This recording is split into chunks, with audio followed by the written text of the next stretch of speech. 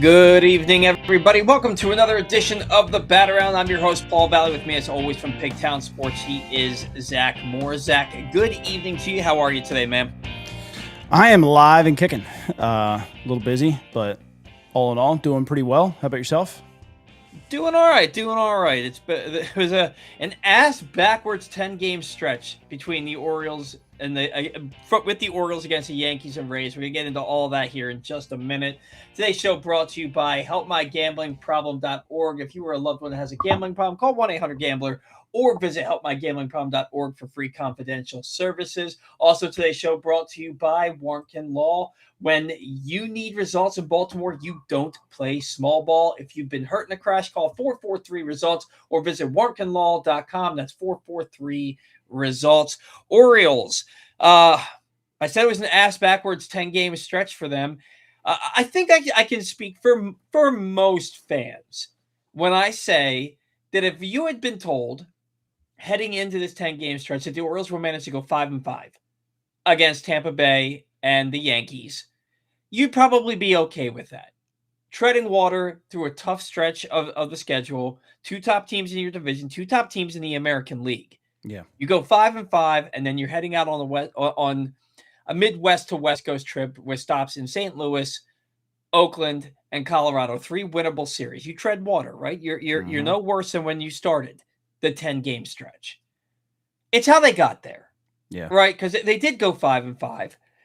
They won the first 3 games of a 4-game series against Tampa Bay, and they were within a couple of innings of sweeping that series, but they blew that game on Monday. It was a Jorge Mateo 2-run homer was the difference in the game. That wasn't the game winner. The Orioles came back and took a lead after that. Yeah. But you still, on an 0-2 count, Brandon Young gave up a 2-run homer to Jorge Mateo, just to add some salt into the wound. Yeah. Then you come home, you're playing the Yankees. It's a packed stadium, and that's a lot of Yankees fans. But I made a point to get down to the ballpark for one of those games.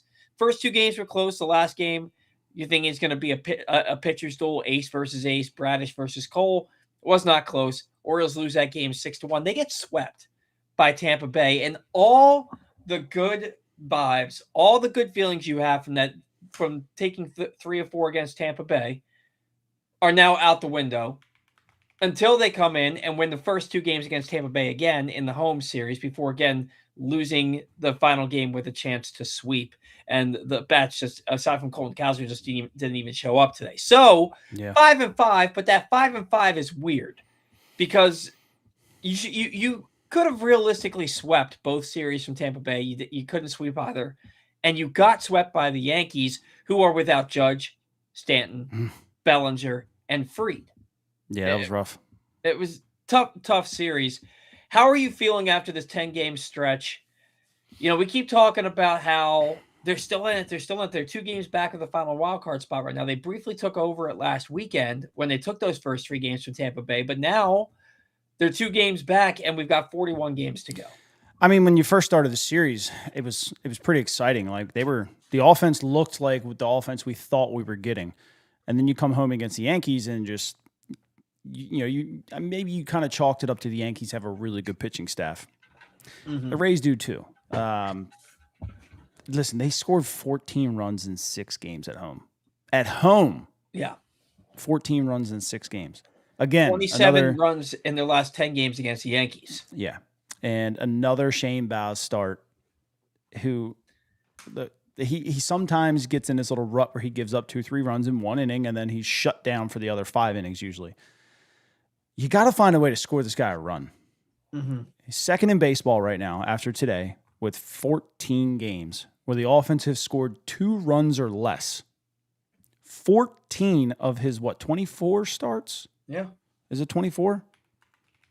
And then, of course, the last time that they scored him 4 or more, 26. He gave up 5.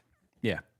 Yeah. So, I mean, it's just this offense just seems to, disappear when Shane Baz starts. I have no idea why. I literally have no idea why. Well, Nick Martinez is really good. All-star this year, having a good season. Comes in 12-4 with a 3.02 ERA. Doesn't throw too hard, but he's got 5 different pitches that he throws, and they just, it looked like they were trying to hit everything out of the ballpark. A lot of pop-ups today. A lot of pop-ups. Colton Cowser was the only one who seemed to be able to get anything going against him. He had the double, and then he also had the solo home run in the 9th inning. Yep. And then Holiday ends up on ends up on second base with no, it wasn't Holiday. Who was on second base? Tavares. Tavares lays down the bunt. They throw it away. He ends up on second base with nobody out. And you have the top of your order up, Holiday, Alonso, Gunnar, and they can't get the job done. Gunnar, right.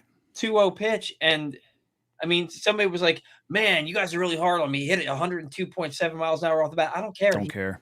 I really don't care anymore.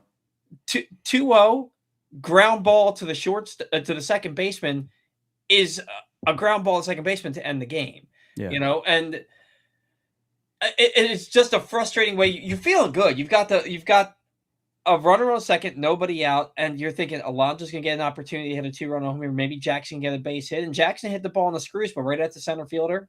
You know, Alonso, what did he do? He grounded out. He hit a sharp ground ball at the middle, but that's where they were playing him, right behind the bag at second. And then Gunnar, 103 off the bat, but again, right at the second baseman. They got him over the third base, but that was about it. Yeah. And here's my thing with Boz. Okay, I like Boz. He's worth every penny that you paid him when you signed him to that extension. Like you said, he has that one inning. And it's not just that he has one inning where he comes out and just can't get anybody out. He does this a lot where he gets the first two guys out. And then there's back-to-back hits. Today it was single, wild pitch to score a run, single. And all with 2 outs and 2 strikes and nobody on base. Right. And it's just like, dude. And look, the with 2 outs, Yandy Diaz hits that ground ball to second base. Yep. 90% of second. That's a catchable ball by a backup second baseman, typically. Yeah, that's a ball that I would imagine every starting second baseman in baseball manages to field, except for Holiday. And you saw his footwork looked awful on that. He was in that weird spot where it's like he can't dive because if he dives, he's gonna dive past the ball. Right. So he just has to be able to bend and catch that ball in the webbing of his glove and make the play, and then the inning's over. Yep. And then the Orioles win that game 1-0. Maybe that home run by Cowser is a walk-off. But what kind of drives me nuts too is the other night he made that play, and he threw it to Gunnar, and Gunnar dropped it. Yeah. Well, and actually the other night, the one that he made that he threw to Gunnar, he had to stretch further. Right. For that. And see, here's my issue is that with Holiday, it's the same reason. It's the same thing I say about him being able to go to his backhand side. Yeah. He's not bending enough at the waist. Yep. There's something going on there where he's just too stiff and rigid going after, which is weird. Yep. Because he's a young kid. He's very lean, in phenomenal shape. You'd think that he'd be really flexible enough to go down and get those baseballs, and he just can't. Yep. A lot of balls off the heel. The footwork. You can watch that 100 times and you'll never understand the footwork there. He got like an in-between step there. But here's my issue. Okay, he doesn't make that play. Get the third out. Right. Get the third out. He doesn't make that play. Okay, he didn't make the play. Go do your job and get an out. And it's weird to say do your job because you went 5 2/3. You gave up 3 runs.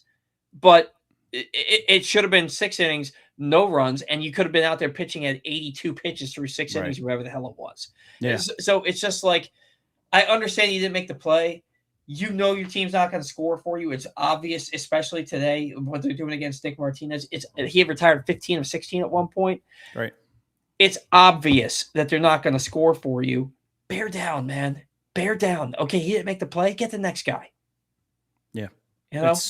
It's annoying, honestly. I wish there was something we could even look at to say why that happens to some guys around baseball. Because it's not just Shane Baz. I mean, when you're looking at it, Reed Detmers, it's happened to him 15 times. Now, the Angels obviously have a slightly different offense, but when you look at the next one, Michael King, who's got 13. Right? King's a pretty good arm, and San Diego is arguably the best offense in baseball in the second half. But it's still happening to him. And you look at some of these other teams like Cleveland, their offense isn't great. The Giants' offense, not great. Sandy Alcantara's got 11. Miami's not that great. Kevin Gossman, Toronto wasn't very good this year. And then you just kind of keep going down the list. It's the same teams. But it's only Shane Baz from Baltimore. on this list. The next person in Baltimore, let me see if I filter it by Baltimore, because I'm pretty sure the next one has like 7. I lied. Kyle Bradish with 6. So 14 games for Shane Baz. The offense has scored 2 runs or less. Then you got Bradish at 6. That doesn't happen very much. Trevor Rogers at 5, and I'm pretty sure most of them are early in the season. Let me double check, because I'm pretty sure they were very, very early. Yes. March, April, and the first 2 days of May, or first 2 starts of May. So it hasn't happened to him since May. Mm-hmm. What the heck is it about Shane Baz? I don't know, man. I don't either. He had that 15 start stretch with a 2.93 ERA. Yeah. And they went 4-11 right in that stretch. he has the guy's got a 4.04 ERA, and it should be lower than that because of like that inning shouldn't happen today. Right. His ERA should be in the 3.7s right now. I'd also like to see his ERA. Go ahead, leads the majors with 14 losses. Leads the majors with 14 losses with a 4.04 ERA. Meanwhile, 2023, Kyle Gibson had a 4.79 and he had 15 freaking wins. Yep. Baseball. I'd like to see his numbers with a competent defense behind him. Now our defense has been better, but I'm talking like a top 10 defense. I want to see what happens with a top 10 defense. Not just to him, obviously, all the guys, but just right now, mainly I'm focusing on Shane Baz just to see what happens. I feel like there's a lot of times where they're not executed as errors and they're not written down as errors, but they're errors. They're either mental errors or they're stupid. Something shouldn't go somewhere for an easy out, and then it turns into a big inning, which I do kind of fault him for a little bit because I feel like he struggles to limit the damage a little bit. But I just knowing that he struggles a little bit, I would love to see if just that I hate to even say routine, but just that play that we think that should be made is made, and then the inning goes different, what his numbers would look like. Right. Because it's just him. It's really just him. And especially early on, it was just him and Rodgers, really, where it seemed like the defense always fell apart early in the season, like every time. Can we talk about the bleeders? The goddamn bleeders. The ball that barely even makes it 60 feet. And we can't get an out on it multiple times a game against the Yankees. Yeah, God. Like Cano comes in, he does his job, and he gets a weak ground ball, and it's hit so weakly, 60 feet, they can't even make a play. Yeah, they can't even make a play. You can argue with me all day long about hard hit rates, and I like hard hit rates. I think they're great for baseball. Putting the ball in play matters. It freaking matters, man. I'll argue with somebody till I'm blue in the face that just putting the ball in play sometimes matters because you don't know what's going to happen on a baseball field. A gnat could fly in the first baseman's eye for crying out loud, and he drops a ball. Guess what? You're safe, but you're not safe if you strike out trying to hit a ball hard. Right. I don't know. I mean, you look at how the Orioles lost that game on Wednesday against the Yankees. You know, first it's the foul ball that wasn't. I mean, that was a home run. From where I was sitting in the stands, it looked to me like that ball landed. Did you see the Marlins guy? The guy, the Marlins guy who always shows up to every game or the random games in the playoffs and wearing the orange jersey all the time? Yeah. He was there. Was he there? Oh, I didn't see that. Yeah, he tweeted. He said that was a fair ball. Mm-hmm. And then somebody tried to be like, that's not straight down the line. If you look straight down the line, that ball's foul. You're not using depth. You have no depth perception there. Here's another thing. So I've seen that argument, right? And they lined it up. The 33 is actually straight behind the foul pole. Our angle is up the first baseline. The problem is where it showed going foul finally was 50 feet behind the pole. Yep. It was 50 feet behind the pole. Yep. That ball's fair. It's fair. And if you take that's what I was saying. You have no depth perception. There because you can see it.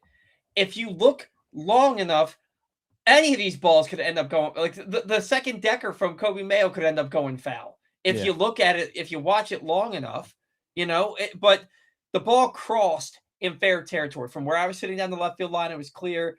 From where the fans were that caught the ball, it was clear. They all raised their hand and they were saying fair. It's fair. It was a fair ball, right? And instead of it being 4-3 Orioles and now Gunnar Henderson at the plate, Pete Alonso ends up striking out. It's 3-3. Cam Sanders comes in and looks human and hits a guy, walks a guy, and then I think he gave up. I think he walked two and hit a guy. You've got 2 outs now, and you've got a weak ground ball from Cano, and then a wild pitch where what the hell is Pozo doing there? No, I don't know. He I couldn't tell if he knew where it was right away. But somebody has to at least show him quickly. From where I was in the stands, and then when I saw the replay of it later, it was exactly what I thought it was. The ball bounced away from him, and he just crouched down like, all right. I felt like he thought it went right down. He was kind of like looking for it, like, where the hell did it go? And then I was like, oh, and then he seen the guy running, and he had to go make a play for it. I don't think he exactly 100% knew which way it went. I think he expected it because it looked like a pretty good formed block, but it didn't go straight down like it should have. But he was lazy on it. To me, it just looked like he was lazy. You're giving a lot of more credit than I am. To me, it just looked like he got lazy on it. And Jazz Chisholm, he's quick. He was fast. It was a heady play by him. Yep. I'm not a fan of Jazz's. I don't like the guy. Did you see what I got into it on social media a little bit? With Adam Jones. Oh, really? Yeah, because Adam and he are friends. And you remember the fake news rumor where they said that Jazz was getting traded to the Orioles, but he nixed it because they called him Jizz?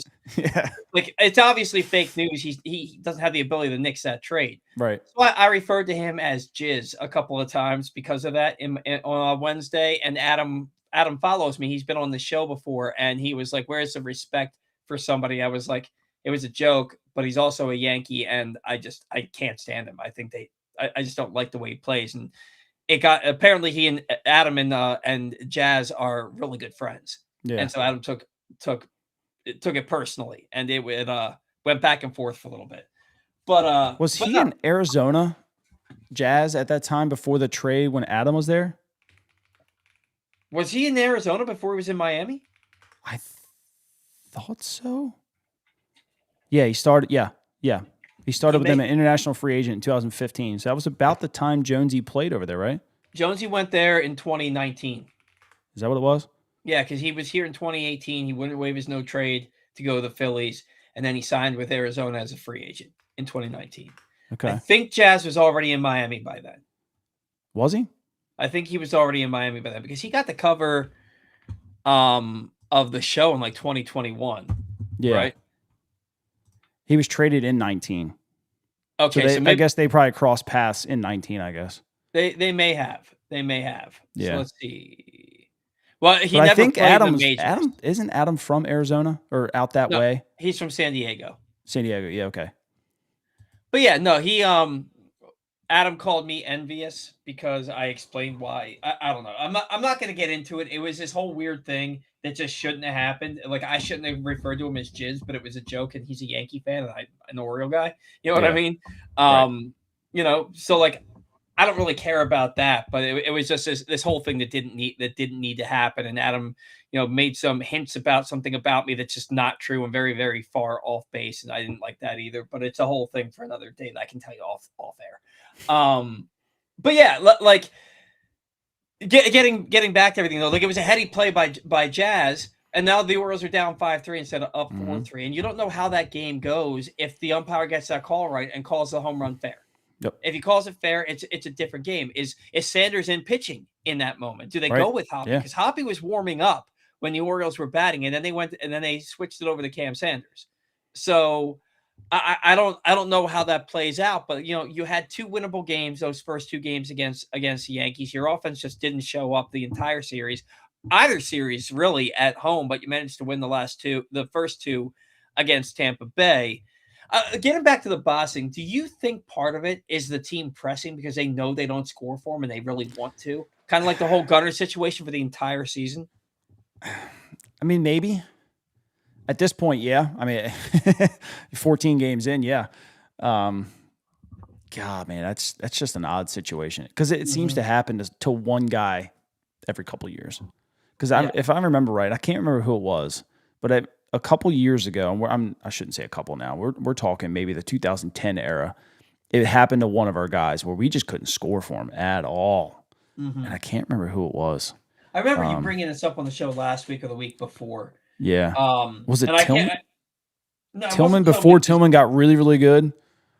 No, because Tillman was giving up 5-6 runs every outing. Or was it Miguel Gonzalez? Because Miguel Gonzalez and he debuted, like really got here for good in 2012. Yeah. Okay. Miguel Gonzalez wasn't here before that, and he always pitched really well and always got like he would get like 10, 11, 12 wins. Yep.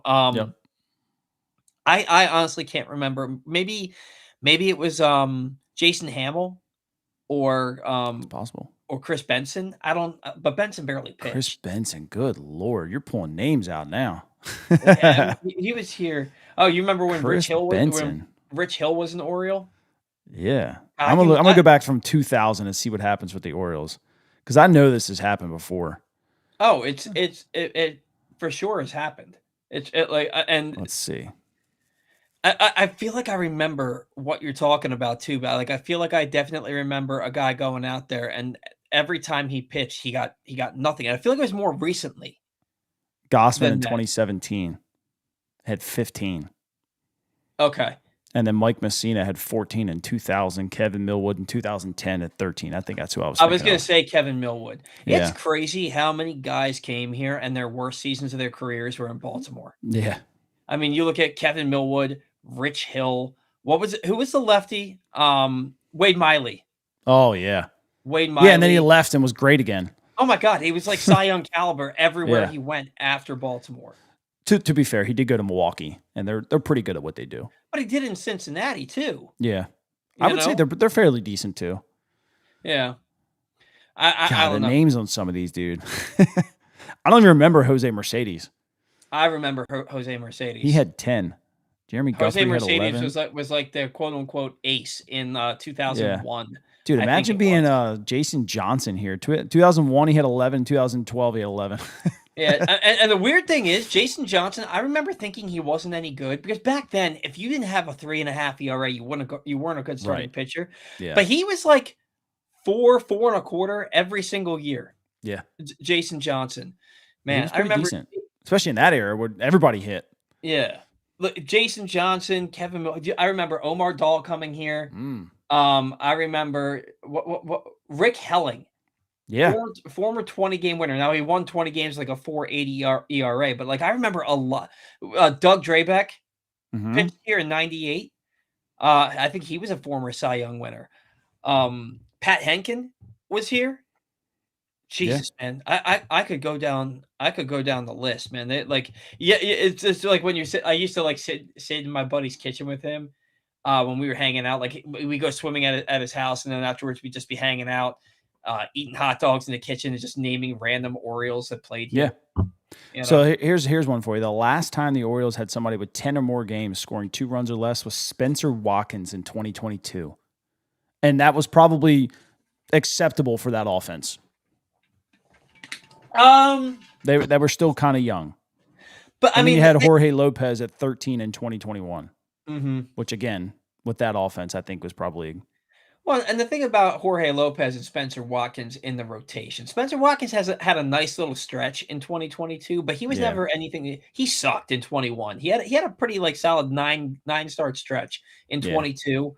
Jorge Lopez was so frustrating because one game he'd go 7 innings of one hit ball, and the next inning he'd give up 6 runs. The next game he'd give up 6 runs in 3 innings. He was Dean Kramer, but like. A little bit worse than that, though. Like it was every other start. He was just absolutely awful. Dean would give you 3 in a row, and then he'd give up 6 runs by the 5th, in the blow up. But how's he doing in Minnesota? By the way, I know they had 2 great starts to start. Let's see. Since he pitched against us, the next start he went 5 1/3, gave up 4 to the Phillies, with 6 Ks. Not He's great. given up 2 or less in 3 of his 4 starts. 5 1/3 against San Diego. In San Diego right now, I think is pretty solid. Yeah. Yeah. That was yesterday. So his last 5 games, he gave up 8 against Detroit, his first start. So yeah, like you said, 3 out of the last 5, or 3 of the 5 he started there, 2 runs or less. Well, 8 in Detroit was for Baltimore. Yes. Yeah. Right. So he's had 3 of the 4. three of his 4 starts, 2 earned runs or less. Yeah. And the thing is, you knew Dean was going to go on a run like that. Yep. The Orioles, I mean, how much do you think him being traded had to do with his miscommunication, or for lack of a better term, 0. with Pete Alonso? You don't think it had anything to do with it? No, Yeah, I didn't to think me, he was a guy that other teams around the league probably valued pretty highly. Mm-hmm. Because like when I saw that interaction, it looked to me like he was saying, "Can you see?" As in like the sun's blinding, like what he said it was. But there's a lot of fans who think that he needed to go after that. Like they thought that he was coming after Pete, and it's like I don't think he's. I think just because Pete looked confused, like what the hell are you talking about? I think he has RFB, so it makes it look bad. Because remember the whole thing with Basayo? I didn't think the thing with Basayo was that big either. Yeah. At all. I just think I think the RFB makes it look way worse. And trust me, man, I've got that terribly. Like I have. Some people just do. But and if I'm just sitting there and I'm thinking, my face looks like I'm so pissed off. You're like, Jesus, what's wrong with you? I was like, oh no, man, I'm thinking. Sorry, I'm thinking. Like, so trust me, I get it. People think that you're pissed off when you're right. like, in a normal ass mood. Yeah. So, yeah. So look, the Orioles have 41 games left. They're 2 games back of, I think Cleveland is at 65 and 66. They hold the 3rd wild card. Yeah. It's crazy though. They're 2 games back of a wild card spot, and they're in last place in the division. Yep. A half game behind Toronto. Zach, we're 41 games out from the end of the season, so 5.5 weeks, right? Yeah. Just under 6 weeks left. This team has held the 3rd wild card spot for 2 days on their own at any point this year, basically over the last 3 months, and that was like last weekend. Realistically, why should we expect them to make a run now? Especially when you look at the schedule they've got coming up in September. And yeah, they could get Felix Bautista back. They're going to get Blaze back. Maybe Housley figures it out and gets back. He's not even throwing yet. But that's the thing. He's not even throwing yet. Yeah. So like they've got some reinforcements coming. They're going to be able to. I don't know how much like a Hassan Kjerstad's going to help you. Is there any reason to think that this team's going to make that run and end the season in that wild card spot? It literally just comes down to offense at this point. Mm-hmm. We said in the beginning of this year that we thought the offense had to carry this team to the playoffs. Right now, they're preventing this team in the playoffs. Mm-hmm. The pitching has been great. Yeah. And I mean, I'll even say Shane Baz today was great. Mm-hmm. I mean, 3 runs, almost 6 innings. I'll take that as my starter right now. And this is not a guy who's supposed to be your number 1, so I'm very happy having a number 3 who only gives up 2 or 3 runs an outing. I think that's great for an offense that should be averaging close to 5 runs a game. You would think every time that's a hell of a start. Do I think they can turn it around? The homer in me says yes all day long. We're way too far into the season now to see anything different happening at this point. Pete's going to cool off. It's just how baseball works. They don't have anybody else behind him right now that's going to carry that torch when he cools off. Basayo could get onto a little heater. Right now, Beavers is in a heater right now. Until Gunnar Henderson consistently hits the baseball, they're not going anywhere. And I'll tell you right now, I've just given up on that happening. Yeah. I've given up. I think it's fair to just chalk this as just a bad season for Gunnar. We're basically 5 months in. We're 3 days away from being 5 months into the season. It's not happening. Yeah, we thought that there was, and he's been a little bit better recently, but like, man, that dude, he swings at some pitches that you're just like, what the hell are you swinging at? In good counts too. Yeah, and that's the problem. And today, somebody said I was praying for a walk from Gunnar there to get Sammy up, and I was like, there was no chance that Gunnar was walking in that at bat. If there was a pitch within 6 inches of the strike zone in any direction, he's swinging at it because he wants to be the hero. And I don't blame him for wanting to be there, dude. I think it's just really telling. I almost posted this, but it wouldn't have made sense because it wouldn't have been a walk-off if he had hit the home run today. It just would have tied the game. Dylan Beavers, he missed 2 months this year, right? So he's got 5 months of big league baseball under his belt. he has 4 walk-off hits. Gunnar is in his 4th full season, and he's played in parts of 5 seasons. 0. Yeah. 0. 1 career walk-off hit in his entire professional career, and it came in August of 2022. It was a walk-off single, a walk-off RBI single for Norfolk. Yeah. And it's crazy because last year he hit like 360 with runners in scoring position. And he hit like, I think it was like, He was higher than that. It was 395. yeah. And I think maybe he hit like 350 in late and close situations. Like last year, Gunnar was that dude. And because I remember specifically at some point in May being like, are we ever going to talk about Gunnar just having no clutch gene? And then he went off the rest of the year. That has not happened this year. And like, I don't want to spend any time really talking about it because we've talked about it so much on the show. The season has gone as Gunnar has gone. And like he has not started hitting, and you look directly to him. It's just very frustrating. And at this point, expecting him to do anything else, it's insanity at this point. And I also want to know, like you batted him 5th 2 games in a row, and he got 5 hits in those 2 games, and he hasn't been back. He's been back in the 5 spot once. Yeah. Since then, it's crazy. So and I know that they didn't put him in the 5 hole because they were trying to get him going. Yeah. I know that's not why they put him there, but it worked. You know, like I don't know. I just at this point, man, I don't know what else you can do. Tavares is playing every single day, which is crazy to me. You've got Encarnacion Strand and Kobe Mayo are both. They've got stone hands at third base, and they both are just. It's either they're going to hit the ball a really long way or really hard somewhere, or they're going to strike out, and there's no in between. Yeah, and it's kind of the same thing with Tyler O'Neill. Like Tyler O'Neill's gotten to the point now where he's either hitting a 430-foot home run or he's popping out to right field. Yeah. Do you want to hear something kind of slightly disgusting? Always. Tavares is the second best player on the team as far as RBIs or runners in scoring position this season. Well, he's been hitting over 300 most of the year, right? Yep, 304. Yep. You know what the next sad part is? He's got like 23 RBIs. No, 34, but Adley Rutschman's technically the second, right? He's not on the team. Jeremiah Jackson's the third. He's not on the team.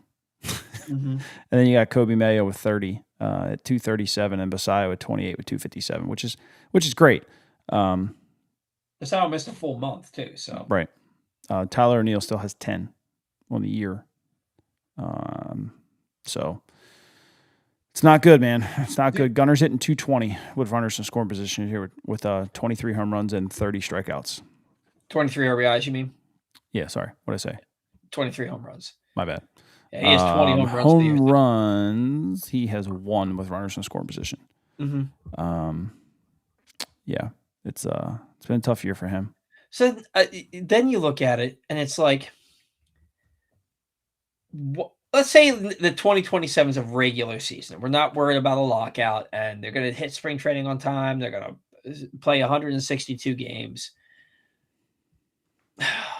They're going to bank on Jordan Westbrook being healthy. You know they're going to. Yeah. And they're going to plan on him playing third base for them. You're going to have Jackson Holiday playing second. You're going to have Gunnar playing short. You're going to have Alonso at first base. They don't want, and that should be a really good infield, right? They don't want Basayo catching more than 2-3 times a week. Right. Cannon for an arm, but his body's too big. He's going to wear down.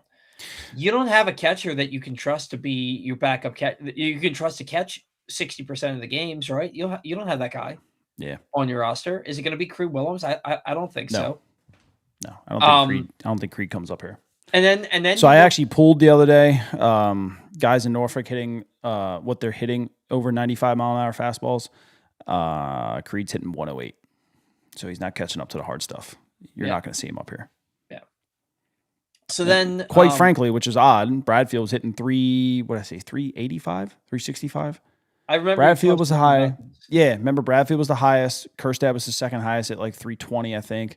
And then Encarnacion Strand was at like 308. No one else on the team was above 250 in Norfolk. So thinking anybody from Norfolk outside of Heston Kjerstad could help you. I mean, I'd take Bradfield for his defense. I'm not gonna lie to you. Mm-hmm. I think the hands are fast enough to slot the ball in the field. I think Bradfield helps make him more in than the train. Kjerstad does. Yeah, I really Chandler do. Simpson is Bradfield-esque, and I'm completely fine with that. I think Bradfield probably plays a better defense and has a better arm too.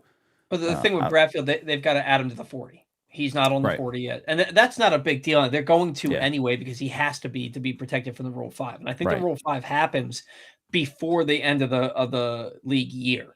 Yeah, so I did say that they said that the international signing period this year is not expected to happen at all. Okay. Because of the lockout or what they think. So When that's does not good for possibly a Rule 5 draft either. Okay, so then when does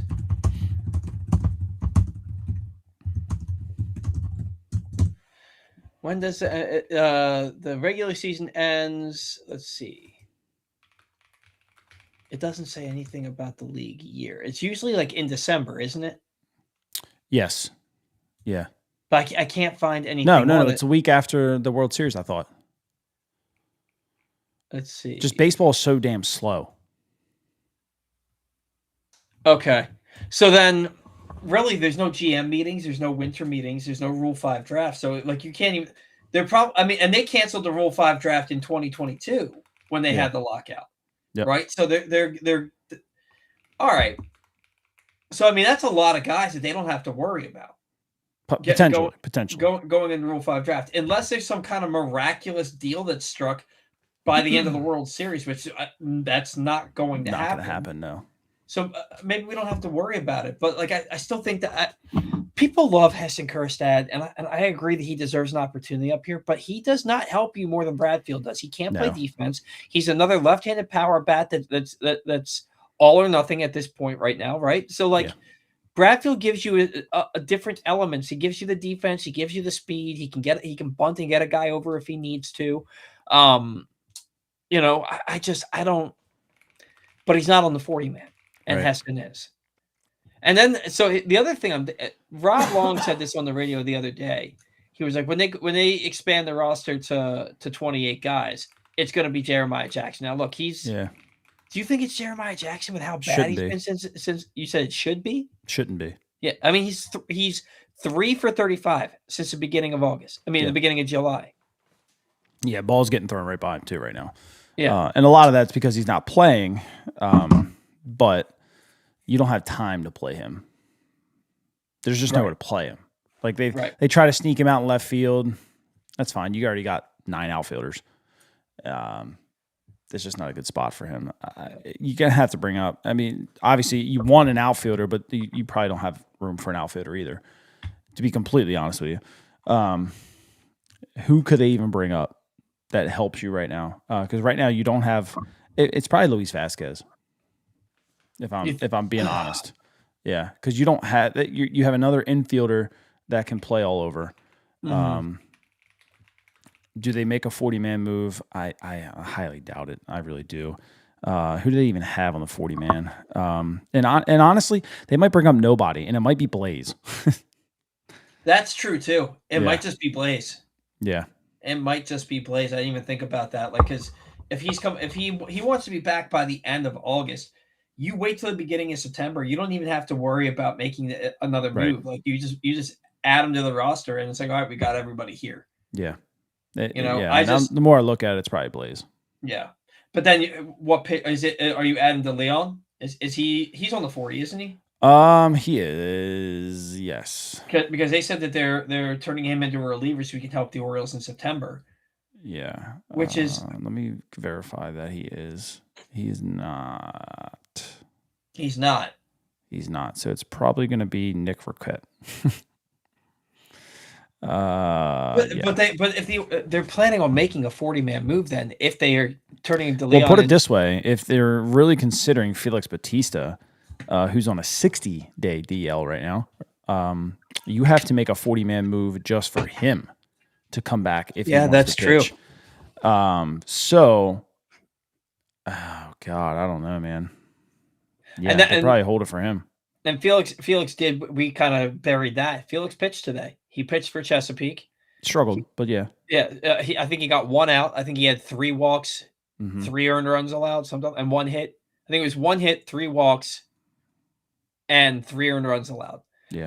But he touched 97, Yeah. which is, and I was looking this up. So like the only other pitcher that you can really compare is Roy Halladay, who had the rotator cuff and labrum fully repaired for the 2013, and he did not pitch well. I think his fastball was topping out in the mid to upper 80s, and he threw one at like 83 miles an hour, and his career was done after that. Felix Bautista, though, he's so big, right? He's just such a big guy that it's less emphasis on the shoulder. Yep. Really, like it's more full body type of motion. And the I can't remember the name of the surgeon that did this, but it's like this new advanced technology surgery that they did with him that like it's like state of the art, like new cutting edge type stuff that they did with him. The fact that I didn't think he'd ever throw in the upper 90s again. I mean, you talk about somebody having a fully torn rotator cuff, a fully torn labrum, having them both fully reconstructed at the same time. Right. And then it takes a full year to recover to get back on a mound from that, basically, right? Yeah. I'm thinking if he hits 93, 94, he'll be lucky. And that's what I was thinking.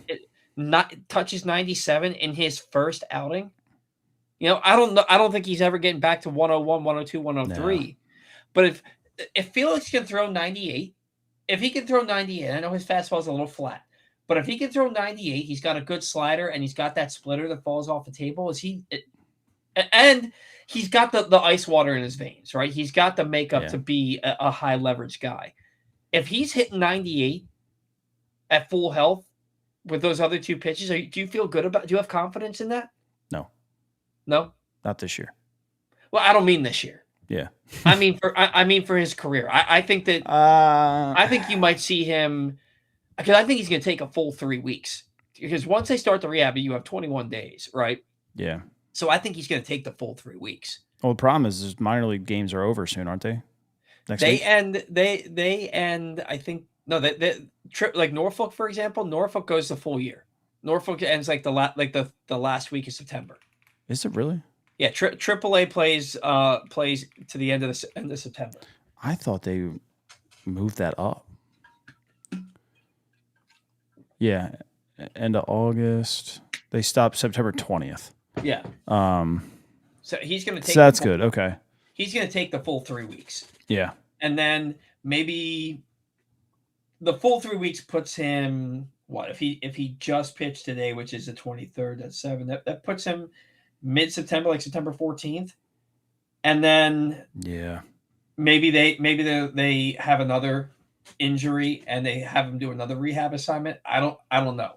Yeah, so AA-'s got 3 more series. And then I guess 5 at Norfolk. Yeah. And I think you can close the book on Ryan Helsley's season. That's just not enough time. Yeah. Well, they were saying that they don't know that. I don't know how you could say on the broadcast today he might not need a rehab assignment. Like, he hasn't pitched in 2 months. 8 weeks. It's been 2 months since he last pitched. And he only pitched 3 games coming off the previous one, if that. Mm-hmm. It was like 2 or 3 outings, wasn't it? And they got hurt again. Something like that. Yeah, and he missed like good. 6 weeks that time too. Yeah, I don't know how you can say he won't need a rehab assignment. He's going to need a rehab assignment unless you want this to never heal. Yeah, unless you're giving him like deer antler spray or something. But so let's say I don't think that you're looking for any kind of results, and I don't think that from Bautista this year. And if he does pitch in the big leagues again, I think they're planning on him pitching in the big leagues. Yeah, they're going to try at least. Do you have? I can't imagine they're using him in high leverage situations. I think he's coming in like the 6th inning. Yeah, right. Probably. So, he started the game today. So if you have that situation with Bautista, where he's back pitching in the big leagues this year, the results are what they are. It doesn't really matter. It's just all that matters is that he pitches in big league games and he gets out of it healthy. Then he has a full go spring training next year. And say he's throwing 98 every now and again. Maybe he hits 99. He's got the splitter. He's got the slider. Those pitches look good. Do you have confidence in that version of Felix Bautista moving forward, starting in 2027? Can I be honest? Mm-hmm. I feel like every single outing, I'll be sitting on the edge of my seat waiting for him to get hurt again. Is that fair to say? I feel that I felt that way with Kyle Bradish. I feel that way with Helsley right now too. Yeah, I mean, I felt that way with Kyle Bradish until about 2 months ago.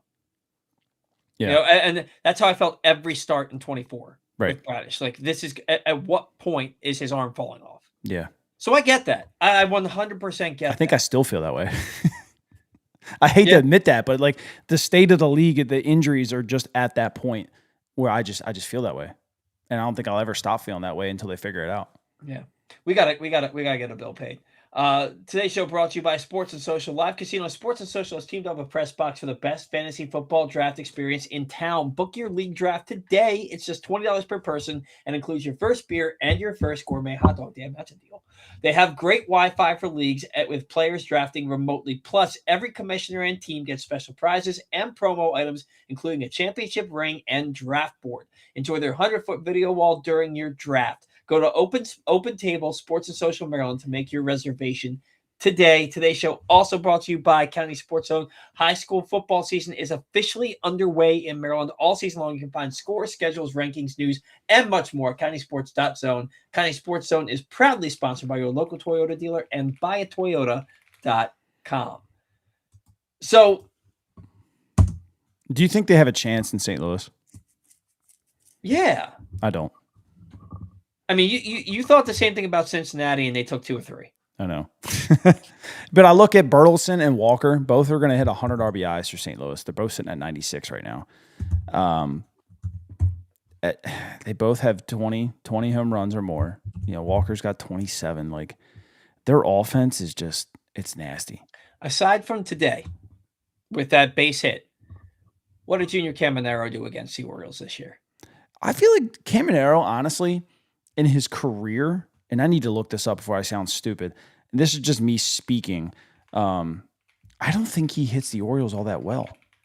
Seems like nobody. Yandy Diaz. Yandy Diaz hits everybody well. He's so good. But is he like the most underrated player in baseball? They do not talk about him. That dude's a superstar. Yeah, he is.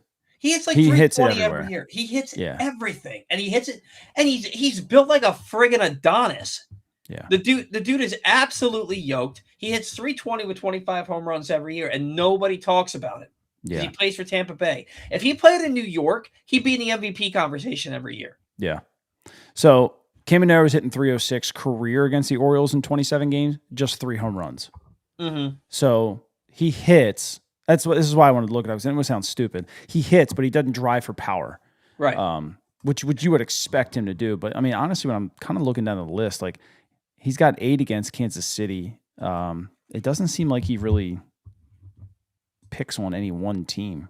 5 against Houston, 5 against Detroit, 5 against the White Sox, 7 against the Red Sox. I guess there you could talk about it. 19 against the Blue Jays. No, I'm sorry. That was RBIs. Oh, crap. I read the wrong thing. My bad. But scratch that. But yeah, he doesn't really, outside of Kansas City, doesn't look like he really dominates anybody. That's kind of surprising to me a little bit. You look at the Orioles starting rotation. The Orioles starting rotation, the highest amount of home runs per 9 is Brandon Young at 1.2. Yeah. So they don't. Wow. He only hits 230 in Camden yards. Caminero? Yeah. Probably because that big left field wall. You're probably right. He's only got 2 career RBIs in 15 games at Camden yards. And that's a guy, he's got 36 home runs. He had 46 last year. You know, Jordan Walker's having a nice year. Josh Baez, he has 4 home runs, but not much else in his first week plus of playing. Yeah. But I look at the Orioles starters, and you know, knock on wood, they keep the ball in the ballpark. When they're losing ball games, it's not because they're giving up home runs. And most of the time, like usually when you look at Kyle Bradish, he's not giving up the big 3-run homer. Kyle Bradish is giving up like 4 singles in an inning, and that's how he's getting beat. You know, Cano too, it feels like. Yeah, well, all of them. 0-2. Dude, that game in Chicago earlier this year when Bradish had he gave up like 4 hits in the inning. I think they totaled 120 feet total. Mm-hmm. Oh my God, that drove me nuts. And then it just happened to Cano the other day. I feel like the last 6 hits against Cano have maybe an exit velocity of 90 combined. Yeah, I mean, the Orioles, I mean, you look at their main relievers, like their worst, Dean Kramer gave up 3 home runs per 9. He's gone. Trey Gibson, 1.9. He's gone. Yeah. Povich, 1.6. He's gone. Everybody else is like 1.2 Mm-hmm. or less. Ryan Helsley, 1.8, but he's gone. Yeah. And Rico Garcia is at 1.5 because he gave up a home run like Every first pitch. The first pitch, like 6 games in a row, it felt Yeah. like.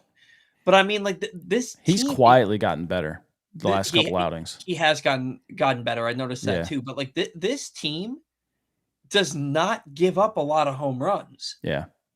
So I mean, like, and the guys that do they aren't here. Right. How is Zach Eflin 2.5 home runs per 9? Because he probably only pitched the 5 games. I guess he gave up 1 home run in 3 2/3. He didn't pitch 5 games. He had 1 start. Yeah, there you go. Yeah. I remember it wasn't much. Home run but it was a solo shot. I was there too. How did I forget that? Yeah, he was. I mean, like he looked good that start too. This team just does not. Chadwick Trump gives up 9 home runs per 9 innings. That's funny.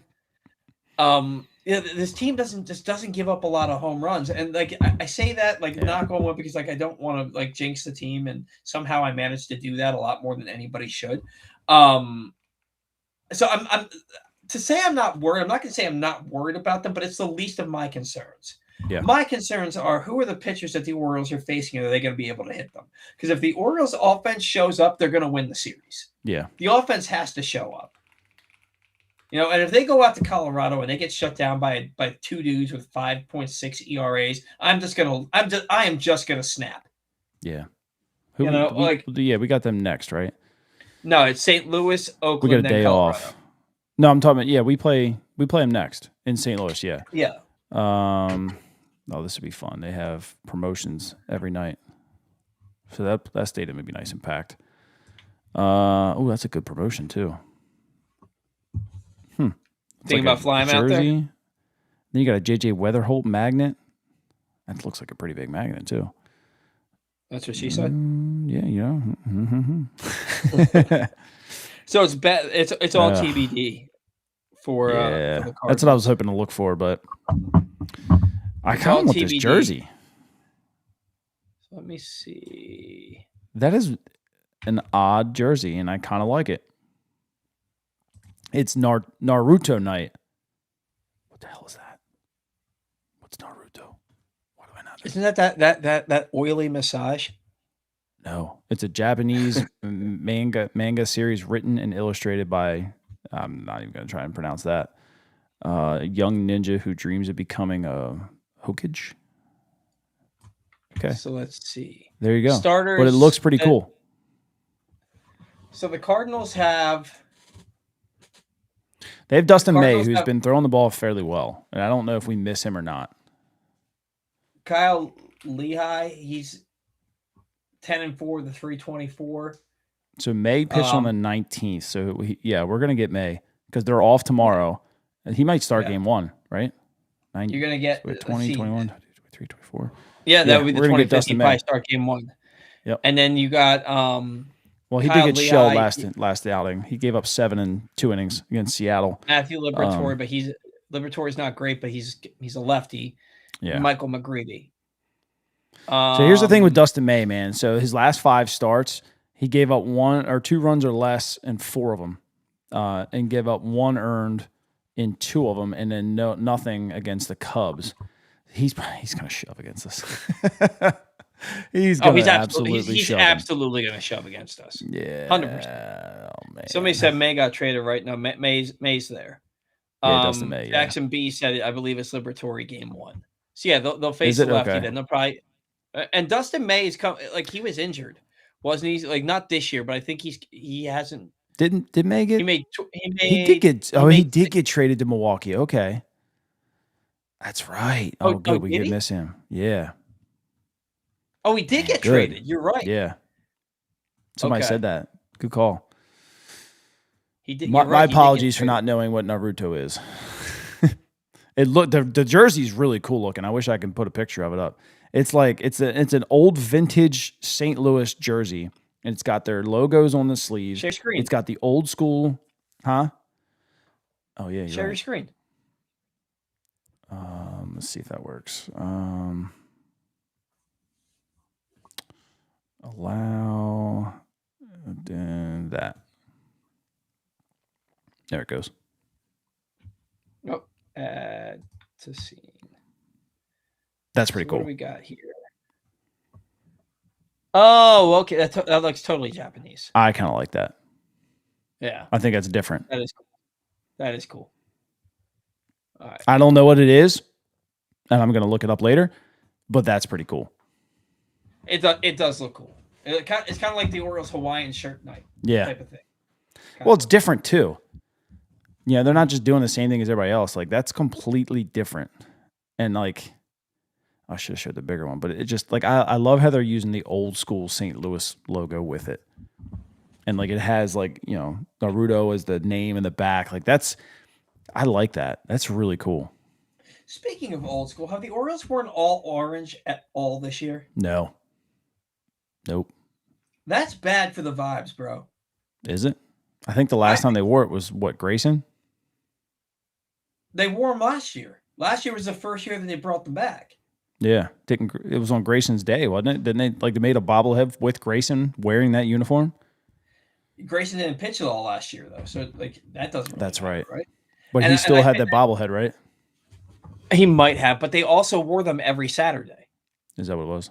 They did say I think it was just temporary. Well, bring it back. Yeah. Bring it back. You know, why the hell not? It's my favorite version of the Orioles uniform, although the new City Connects are dope. We did it. We did a Naruto night. I didn't know that. We did? I have no idea. And if we did, it's not as cool as that, then Well, while you're figuring that out, if you missed anything from Glenn Clark Radio this week, including conversations with Tyler Wells, Evan Washburn, and memories of O.J. Brigant shared by Super Bowl champions Jamie Sharper, Brad Jackson, and Ray Rice, you can find them in the Glenn Clark Radio Week in Review feature, PressBoxOnline.com. And as always, watch and listen to GCR every Monday through Thursday at 11 a.m. At PressBoxOnline.com/radio or right here on PressBox's Facebook and YouTube pages. The latest edition of PressBox is also available right now. On the cover, Antonio Barbera looks at the Minter effect and what new Ravens coach Jesse Minter brings to a team with Super Bowl aspirations.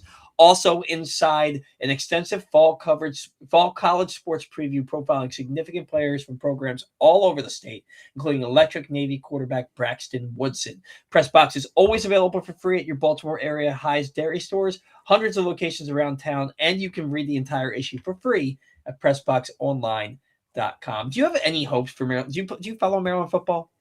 Not football, basketball. I follow Maryland basketball, kind of. Maryland football, not really, because every year they start 4-0 and then they don't win another game. And I'm trying to figure out if there's any reason for me to get excited about Maryland football, because I want to be. Yeah. But they suck, like always. So I'm kind of irritated now. The Orioles did do a Naruto night, and apparently most teams in baseball did. And they all have really awesome looking jerseys, and the Orioles did a bobblehead of the bird. And that was it. That's a money saving thing. Oh my God, dude. I mean, like the bobblehead, it was fine. It looks fine. But like the Mets Naruto jersey, really cool looking. The Toronto one, really, really good looking. Are the Orioles the only one not to do a jersey? So far. The Angels one looks really awesome. The Giants looked about what the St. Louis did. Yeah, I think the Orioles are about the only one. That's lame. Yeah, Miami, Astros, Blue Jays, Dodgers. Hey, let me ask you something. As a former professional player, do you wear Orioles jerseys? Yeah. You do? Well, there are some people that don't think that grown men should wear another man's name on their back. I think that's stupid. It's like you're supporting the team. I wore Adam Jones. I wore Adley Rutschman. And then I have my own custom Pigtown one. Okay. And like wearing an Orioles jersey that doesn't have a name on the back, like I have a Machado jersey, I have a Jones jersey, I used to have a Tejada jersey. I have a Rutschman one somewhere. I actually have a couple of Machados, I believe, and a couple of Jonesies, I believe. But like I don't have an issue wearing a jersey. They're so expensive now. I don't ever buy one. Like a good jersey is like anywhere from 150 to $300.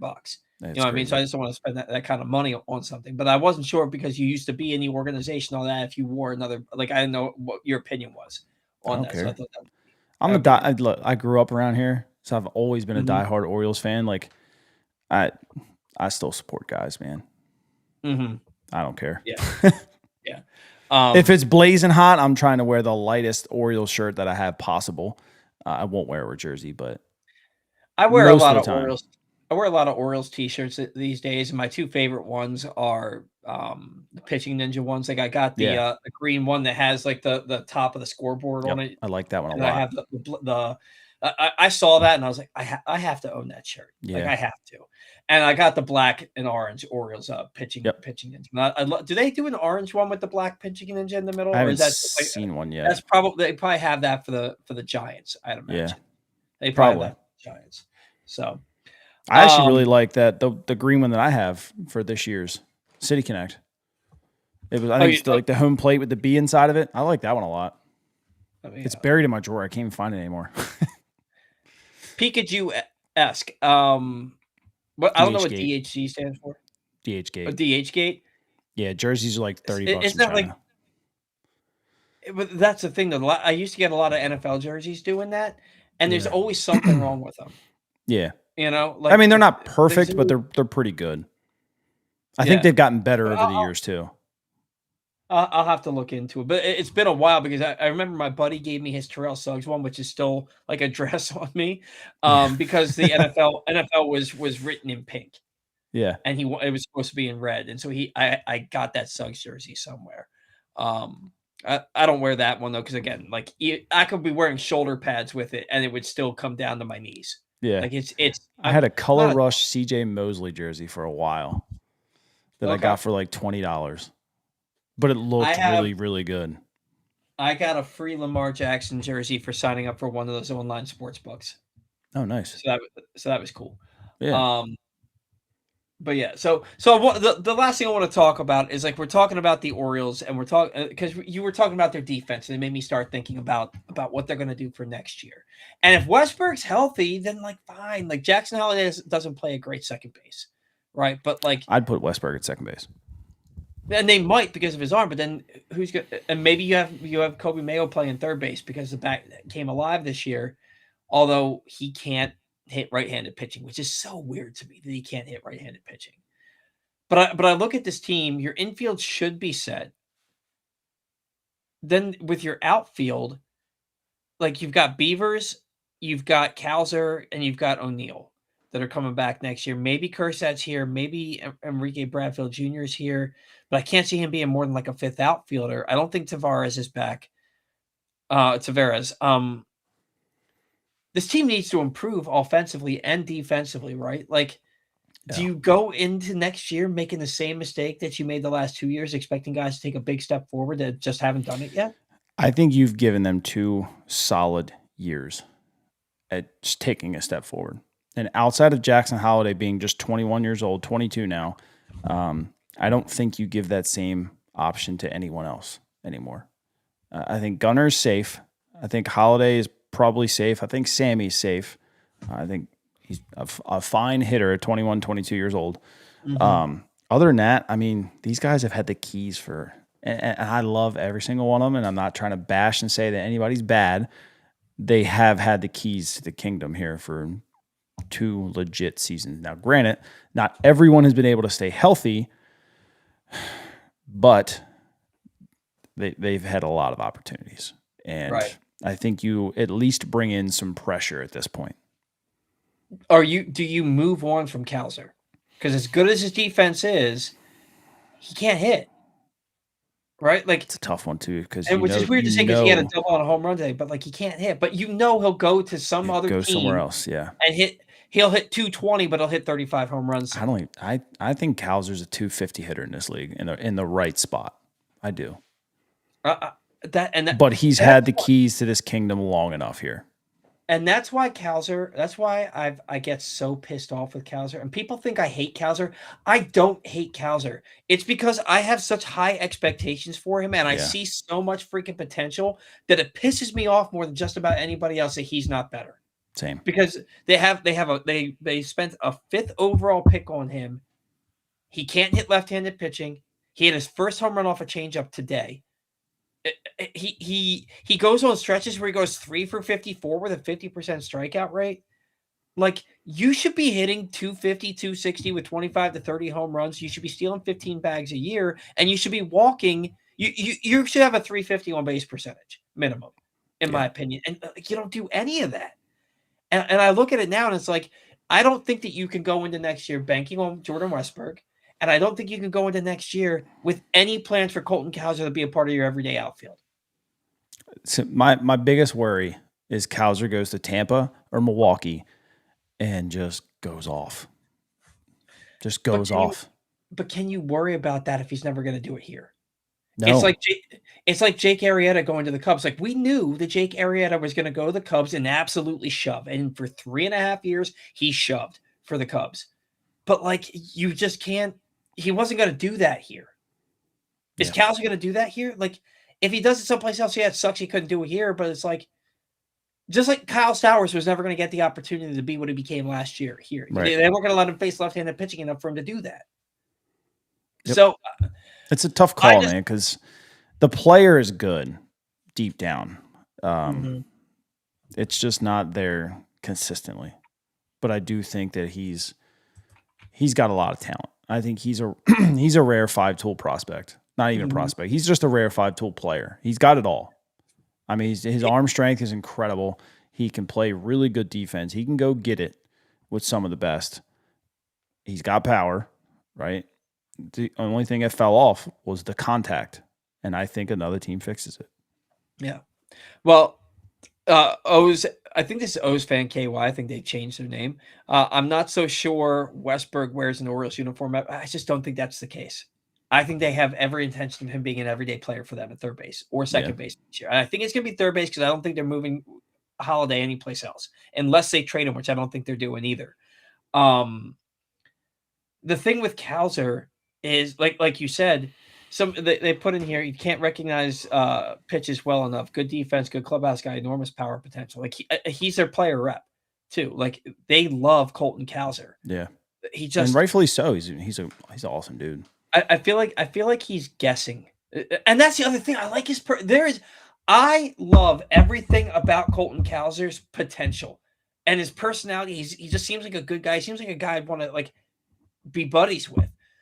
But like what he does offensively on the field, it just he doesn't get it done, and it blows my mind. And what I'll leave you with regards to this stuff is I was watching the Orioles at the game the other day, and what was crazy was where my seats were down the left field line, you could see every pitch break over the plate. And I cannot tell you how often they were guessing, and they were guessing fastball, and they missed. And then when they don't guess fastball, it's usually with runners in scoring position late in the game. And like breaking balls, every player on the team, except for Alonso, really, was so far out in front on every breaking ball I saw. Like Mayo was like not even close at times. Cowser, not even close at times. Like I'm watching them, and I'm watching them swing before the ball even gets to the last cut of grass. Right. You know, and so and it made me think this philosophy is like hunt the fastball, but then like, which is fine. You want to hunt the fastball, but you've got to be prepared to foul off something else if it's not there. And then when they start not hunting the fastball, that's when it gets thrown. And they get how many guys have been frozen on the fastball right down the middle? Right. It happened to Holiday today. 96, literally right down Broadway, and he just watched it for strike 3. And I'm like, what are we looking at? What are we doing here? I don't understand. So apparently Jaden LeRae has been promoted according to one guy on MILB Central, but he's not listed in the transactions log yet for Major League Baseball or minor league baseball. It'd be interesting. Guy you're talking about with regards to like Nate George. Yeah. It's a good promotion for him if it's true. None of the Orioles have said anything about it yet, though, which is odd. That's awesome. I mean, good for him because I like the kid, and I think he's got a lot of potential. and I would love to see what he can do in Frederick. I would love to see Ty Head get up there too, and give them a little bit of a boost before the playoffs. I like the other kid, Reyes. I don't think he's hitting just yet. The guy they got for Kramer, was it Jomar Reyes or something? Mm-hmm. Let me pull him up here. Where is he at? I like Jomar Reyes was the guy that came over last year, but I could be wrong. Where's he at? I know that so Low Ray, for instance, here is hitting 325 with 37 RBIs, 41 walks to 22 strikeouts and 16 steals, 882 OPS. It was time. Yeah. It was time. Where the heck is Reyes? Here it is. Joeman. God, I'm not even going to butcher. He's hitting 230. Jom Nardo. Yeah. 13 walks to 15 Ks, though. I'll give him that. 373 on base percentage, which is good. But again, this guy's young, too. He's only 18. That's high A. Or low A. He's a low A. He's right? 18. So I think it's quite a jump for an 18-year-old, honestly. It's his third team this year, too. So he went through he was an A-ball, hitting 095 with the Twins. But it's a big jump for an 18-year-old, I think. Mm-hmm. But he's doing, he's fine. Cannon for an arm. Absolute rocket for an arm, which is cool. The guy they got, what's his name? Azakar? Yes, he's good. I saw his arm on full display yesterday. I saw the highlight of him throwing somebody out at third base in right field. He's got a cannon. He does. He's got an absolute cannon. Today's show has been brought to you by Leading Edge Auto Body. Your car is more than just a ride, it's an investment. At Leading Edge Auto Body in Mount Washington, customer satisfaction comes first. Their team holds the highest honors in the industry, including ASE Master, iCar Platinum, and specialized aluminum certifications, and they make it easy with free towing, pickup, and delivery. Find out more at leadingedgeautobody.com. Anything you want to get into before we get out of here for today? Just like the meme that I posted last night on Twitter. It was of Sandra Bullock, and it said, "Hit the dang ball." I wish I could put Bert on there. Hit the dang ball, Bert. That's my only message to the O's. Hit the dang ball. 14 runs in 6 games at home after taking 3 of 4, where the offense was clicking on all cylinders. It's just very, very frustrating. Hopefully you can get out there in St. Louis, get the day off, nice little day of rest here, and then get out to St. Louis and start scalding the baseball again. Because again, I'm more worried about what the Orioles offense is going to do the rest of the way than I am about their pitching staff, because their pitching staff has been good enough for long enough that that's not my concern, So, all right, that's going to do it for us here on the Batter Round. Thank you to all of our sponsors. That we don't have a show. Thank you to all of our loyal listeners, viewers, friends. Without you, we 100% do not have a show. Until next week, see ya.